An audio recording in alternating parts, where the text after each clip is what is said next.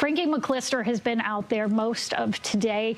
Frankie, what I'm seeing right now looks a little calmer. What's it feeling like?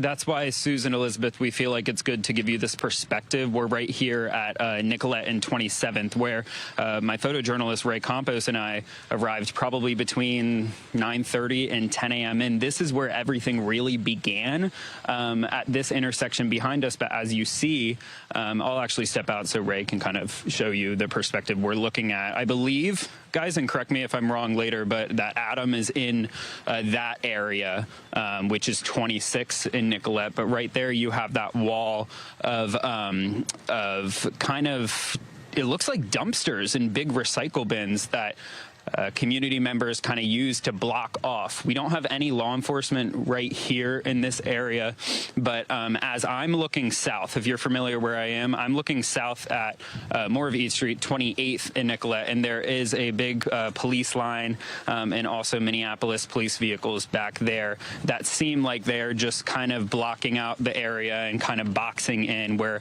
everybody is, so cars aren't roaming around, although I do see some going west and east. I'm going to bring us to a man right here, Mike. He just got here. Mike, you said you live in South Minneapolis. You were yelling some words as you walked up the street. And I want to ask you, you came out here today on a day that is negative temperatures. Why? Well, I'm a lifelong South Minneapolis resident. I support the police. I support the military. I love South Minneapolis. And today, this could have just as easily been me that got shot. Why? Why so? Because I'm a Minnesota permit carrier. I love donuts. I could have been in the donut shop. I would have came out, and I probably would have filmed ICE because I don't think what they're doing is right.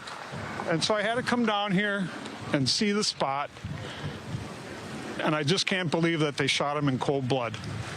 As a Minnesotan, seeing everybody out here today, you said that you were also out on these streets during 2020. Is that correct? Yes, sir. I rode my bike down here after they killed George Floyd, and I cried after what I saw that they did to my neighborhood, and I just pray that everybody stays vigilant but also peaceful, because I don't want to see this happen to my city again. Call in the National Guard, keep things quiet, but get ICE out of here. I don't think ICE belongs here. I've never had a problem in South Minneapolis with immigrants. They feed me, they roof my house, I just don't get it. 3,000 of them? I don't get it. That's why I'm here. Can I give you a hug, man? Yes, sir. All right. I think we need more of that today. That's something easily that we can agree on. So I'm going to go see the spot and figure out what my next move is. Okay. You take care of yourself, and that's what's most important today. All right, okay, guys, thank you very much. Yeah, and Susan Elizabeth has been saying all morning long, I think we can all agree that an individual did die, and so that's why that man was saying earlier that he showed up here. But I do want to show you guys, because we were out here earlier when chemical irritants were deployed, and it was more intense, as right now you can see it's a little calmer, and that's just where we are right now. Things were just changing like crazy. Earlier, that whole crowd was down here, the original crowd, but as we know, 2026, as social media works, videos circulate, facts get out, and now we're just seeing people pouring all around. What I do want to show you is something we found on the ground, and that's a rubber bullet right there.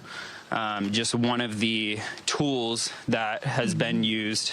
My photojournalist Ray's just asked me to back up right there. Is that good, Ray? Can you see that right there? Yeah. So that's just a rubber bullet. On the ground, we are seeing just like different canisters being used and stuff.